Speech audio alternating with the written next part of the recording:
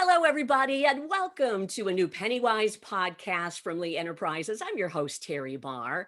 We're talking, this sounds so good to say it. We're talking about traveling today, but we're going to do a deep dive into what should you consider when traveling.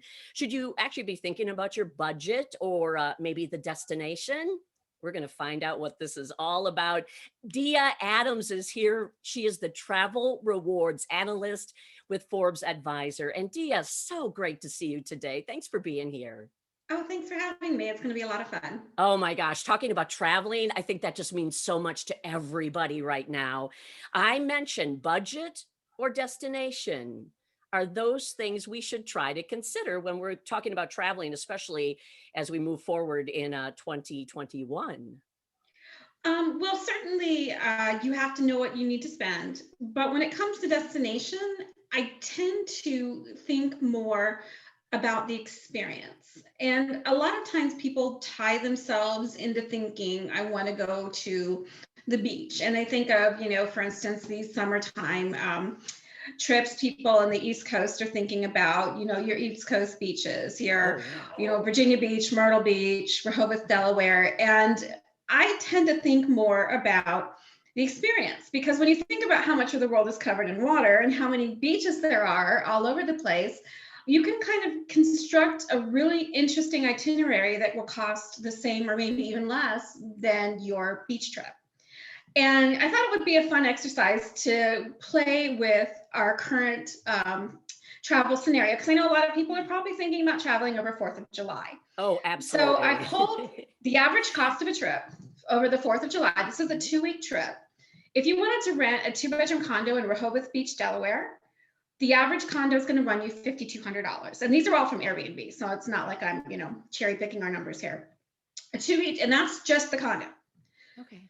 Now, for $1,000 less, you could fly 4 people to Dubai and spend 2 weeks in Dubai. You have got to be kidding. No. Or you could fly 4 people to Barcelona, spend a week in Barcelona, take the train to Marseille, and spend a week in Marseille. Or there's more. You could fly to Chile. You could fly to Santiago, Chile, 4 people, and spend 2 weeks on Viña del Mar, which I have done. Gorgeous. And also it has the added advantage of being quote unquote winter in July. So the temperatures were in high 60s, low 70s. Fantastic. Oh, that's beautiful. You need to go bargain basement, $3,600, which is 2/3 the price of 2 weeks in Rehoboth. Yeah. You could go to Cartagena, Colombia. You can fly 4 people there, rent a car, and spend 2 weeks in a 2-bedroom condo on the beach for $3,600. Oh my gosh. Okay.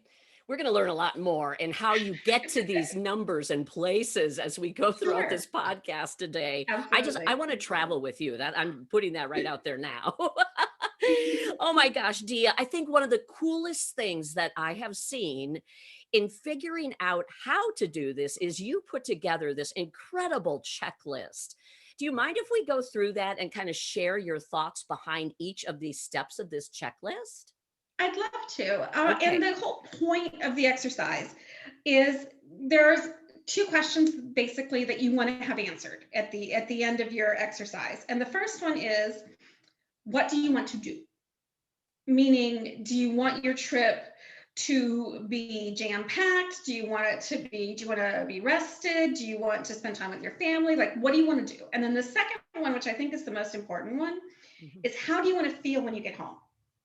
Do you want to feel like you're suntanned and you are ready to go back into life because you've been, laying on a beach for 2 weeks? Do you want to feel like you've learned something? Do you want to feel like you've spent time with your kids? And, do you want to feel like, you've eaten the world's best food? Like, kind of picture in your head what you want to feel like or what you want to talk about when you get home.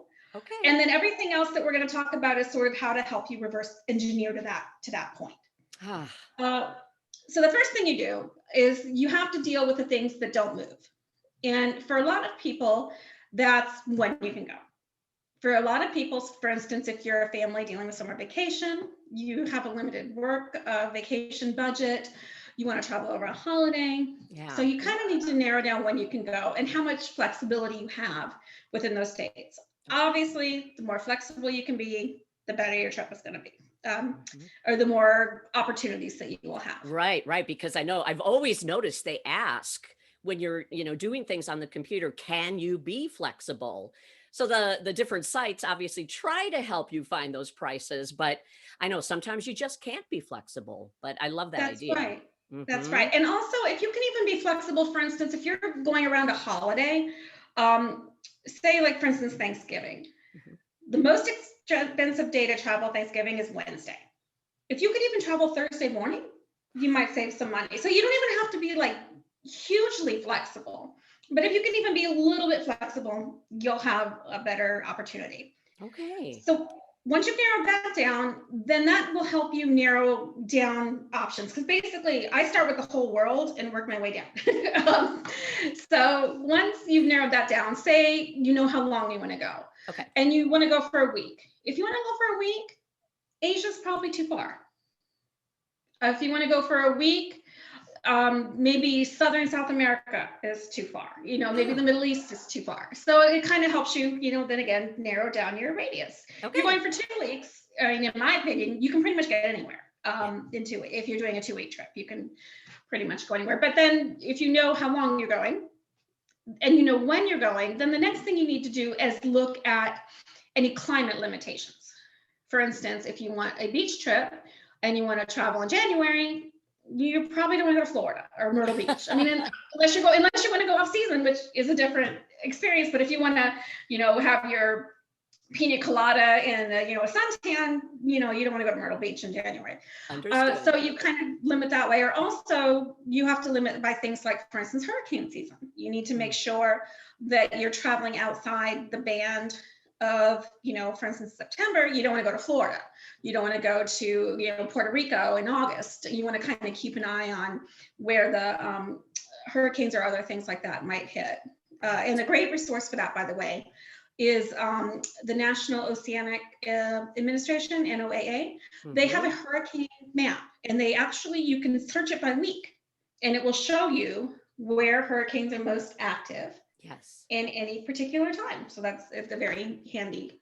I recently did, and I'd love to encourage people to go back and listen to a recent podcast with another one of our great analysts from Forbes Advisor talking about the hurricane season ahead. And it's going to be a busy one. So that is a great suggestion. It's just for your safety. It's not to scare anybody, but I know we're all excited about vacation. So yes, let's keep pushing ahead. Yeah, absolutely. And just sort of a shorthand, if you ever do want to go to the Caribbean desperately in hurricane season, ABC: Aruba, Bonaire, Curacao. They're both, they're all three are far enough south that they're outside of the hurricane zone.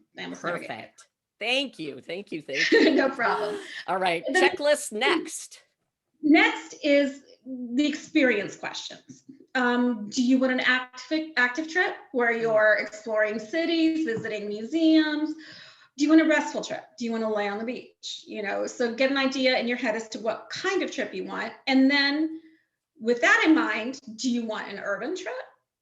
Do you want more of a vacation-y holiday destination type trip? Do you want a theme park trip? If you're doing 2 weeks, you could do all of those. Yeah. How much do you want to travel around? Do you just want to get somewhere and park? Or are you comfortable moving every few days to add more destinations? A lot of people hit Europe in the old, what is it? If it's Tuesday, it must be Belgian, with that whole, if they're going to Europe, they have to hit 10 destinations, which I think is a terrible idea. Wow. It's be comfortable with what you're, know what you're doing. Mm-hmm. Once you get to there, think about the kind of lodging and daily experience you want to have. Do you want to have something luxurious? Do you want to be constantly pampered? Do you want spa days? Do you want, private driver? Or do you want something more simple? Do you want self-catering? Do you want, your own rental car, public transportation? Kind of, think about how you want that. And then once you go to that, think about if you're comfortable traveling to a region of the world that's less developed. Are you, for instance, comfortable traveling to somewhere like Thailand, where there's definitely tourist infrastructure, but it's not going to be the same as it is, say, in Europe, so what are you comfortable with? What's your comfort level as far as how developed the nation is? And then even within the nation, there are certain destinations that are going to be more developed than others. So you want to think about that. Mm-hmm. And then lastly, and this one is important, especially after 2020, are there any current events you need to keep an eye on? Obviously, these days, we need to keep an eye on COVID rates. In the United States, we are, busting at the seams to travel. We are all, vaccinated, excited, ready to go. Right. There are a lot of places in the world that are still catching up to us. Mm-hmm. So, especially if you're traveling with kids, because a lot of kids under 12 can't be vaccinated at all, and even the 12 to 16s are still, a lot of them in process, is a different calculation to travel somewhere that has a higher COVID risk than somewhere that has a lower COVID risk. So it's definitely, you want to keep an eye on the situation on the ground before you go. Okay. Wow. Now I know you're obviously you take a look at a lot of the travel award programs. Any consideration when you put this in a checklist? Should we add that to the checklist, or does that just sort of depend? It definitely helps. Okay. And there are some people that will only go where their miles and points can take them. I tend to be much more of I use miles and points to supplement my travel. I'm an addict no matter if I have points or not. I'm going to go. It's just a matter of I can travel in a better style, perhaps because I'm supplementing with miles and points. So that basically I would add them to my budget, to whatever my budget is. Say I have $2,500 plus 100,000 Hilton points. Basically, they're just another currency that I would add to my budget when I'm looking at what I have to spend. Okay, that makes perfect sense. Thank you for making it that simple for all of us to figure it out. Yeah. What about all of us getting antsy now? And you mentioned 4th of July in particular. We know every holiday that we've seen since things are starting to open up, the airports, the train, everything's been much busier. When should we get ready and really think about doing this? When should we travel? Yesterday. I agree. Honestly, part of it's a comfort level. When you're comfortable, and if you're traveling with younger kids, when you're comfortable with their level of comfort, when you're ready, I personally tend to plan further as well as sooner. I tend to have 2 trips working at the same time, maybe a short-term goal and a long-term goal.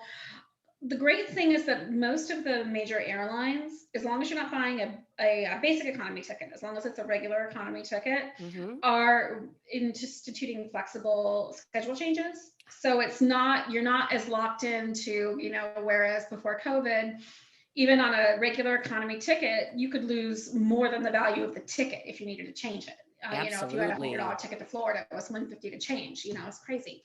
So the airlines are really, and most of them have made it permanent. They're waiving their change fees. That doesn't mean that you'll get a refund, but as far as at least needing to change your dates, change your destination, get a credit that you can use maybe for the next year, there's a lot more flexibility there. So that definitely helps with the comfort level, as long as you're not buying basic economy. At this point, we don't really recommend basic economy unless you're locked. Absolutely. And also in case you don't need your seats together, like a family probably isn't the best choice for basic economy these days. Okay.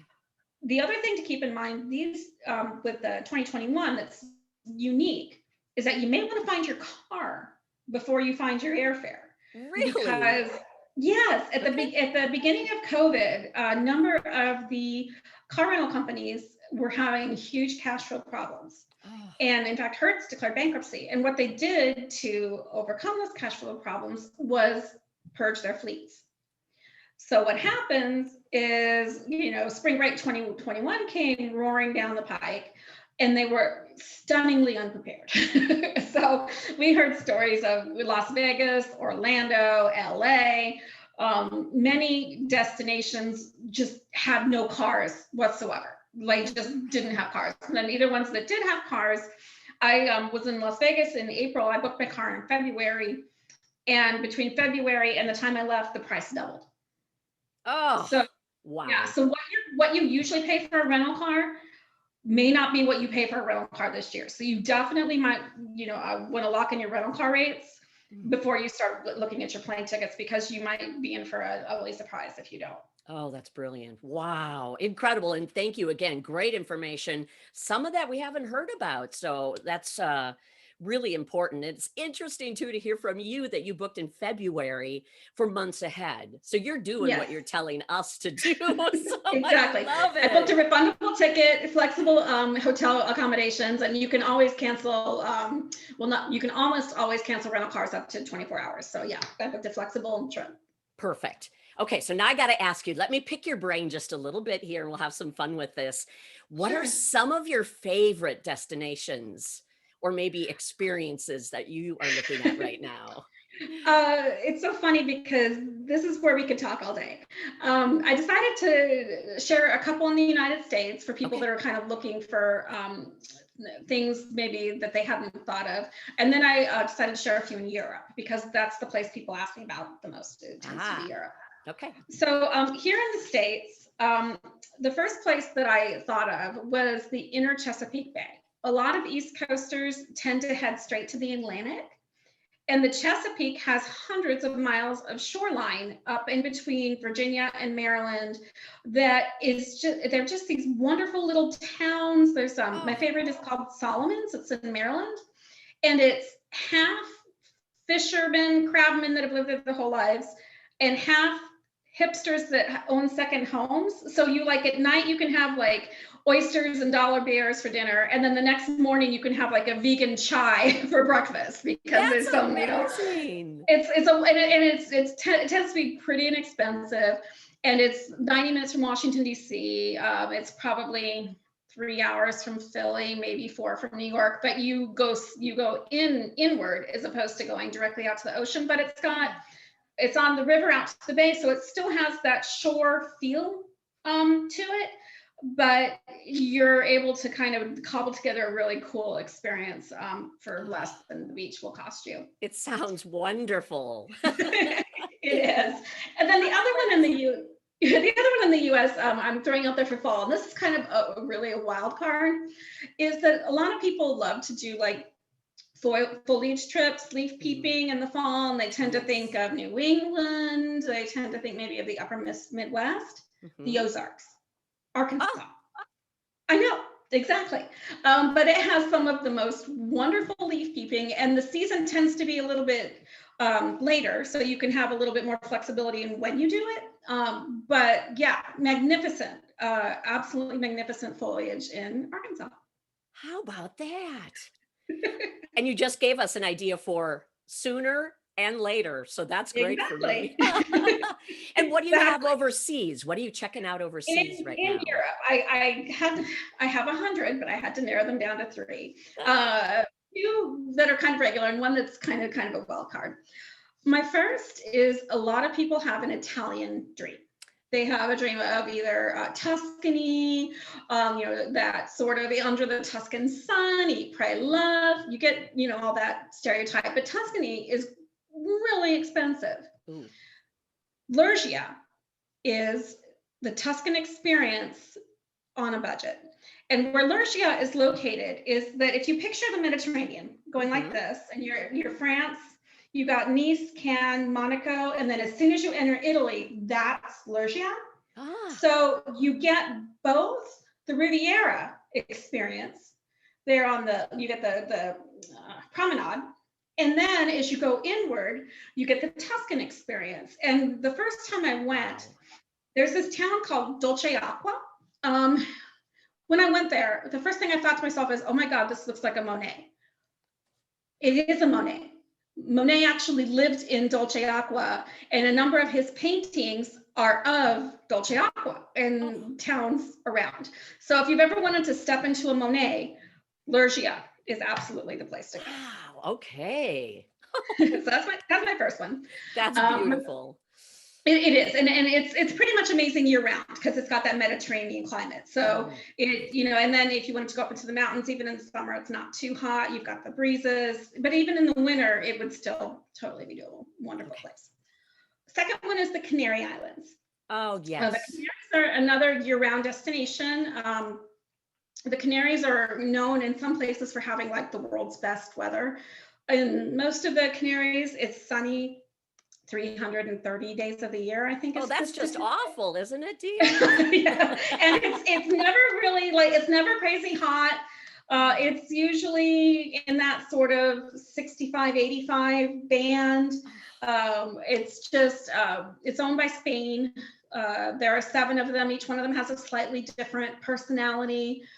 There is a huge Columbus story in the Canaries, because basically when he left Spain, he did a stopover at the Canaries on his way to the New World. So the Gran Canaria actually has like a Columbus museum, and there's like a huge explorer history. So you get some history, you get amazing beaches, you get volcanoes, you get food that is both Spanish, and then there's also a Cuban diaspora that settled in the Canaries, so you can get Cuban. And then the Canaries also have their own cuisine that is unique from both Spain and other immigrants, and they're cheap. You can pretty much get to the Canaries from anywhere in Europe on a budget airline.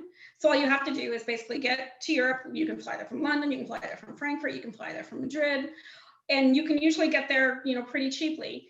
And then I've stayed there a number of times. I've never paid more than $500 for a 2-bedroom oceanfront condo. Oh my gosh. For a week. For a week. Oh. Yeah. Okay. I did July 4th there a few years ago, and I paid $350 a week for a 1-bedroom oceanfront condo. Oh, that's incredible. Okay. Yeah. Give us number 3. Here's our wild card. This is our wild card. Oh, good. I love wild cards. A lot of families are thinking about Disney right now. They're thinking about, Disney World is reopening. Disneyland has just opened. My wild card is Disneyland Paris. Oh. Okay. And here's why. Yeah, I know. I was expecting that look. I've been to every Disney park, and the Asian Disney parks are wonderful as well. But for the purposes of like a week-long trip, Disneyland Paris is about an hour outside of the city. There are 2 parks there. So it's not just, there's like a Magic Kingdom, but then there's also kind of like a quasi Hollywood Studios kind of park. Wow. The castle is my favorite castle. Their Space Mountain is a Star Wars themed Space Mountain. All the characters are there. Most of the shows are in both French and English, so you're not losing anything. Almost all the staff speaks English because they get so many British tourists. They have hotels on property. They have a Marvel themed hotel that just opened. So if you have, especially like it's like a 5-year-old boy's fantasy. I mean, it would be amazing. But the main thing is that an annual pass to Disneyland Paris is about $250. Yeah. I am. Just let that soak in. That gets you 2 days at Disney World. I'm speechless. Yeah. Some of these deals are just unbelievable that you're telling us about. Yeah. Huh. And then you're in Paris. So Disneyland Paris is directly in front of the RER station, and you're at the Eiffel Tower in 45 minutes. Incredible. Dia, you've made me think so much about traveling in a whole different way. Thank you for the checklist, and thank you for grabbing some possible amazing destinations and those wild cards. Those sound spectacular. Oh, I'm happy to share. Yes. Well, happy travels to everyone, and to you, Dia, because I know that you probably have travels ahead. And thank you for helping us get ready to get back out there too. This has been terrific. I'm glad to do it. Absolutely happy to share anytime. Oh, thank you so much. Again, that's Dia Adams, and Dia is the Travel Rewards Analyst with Forbes Advisor. And I'm Teri Barr. Thanks for listening to your PennyWise podcast. And again, you can find any of these. If you've missed past ones, you can find these wherever you like to listen to your podcasts. We'll talk to you again soon. Thanks again, Dia.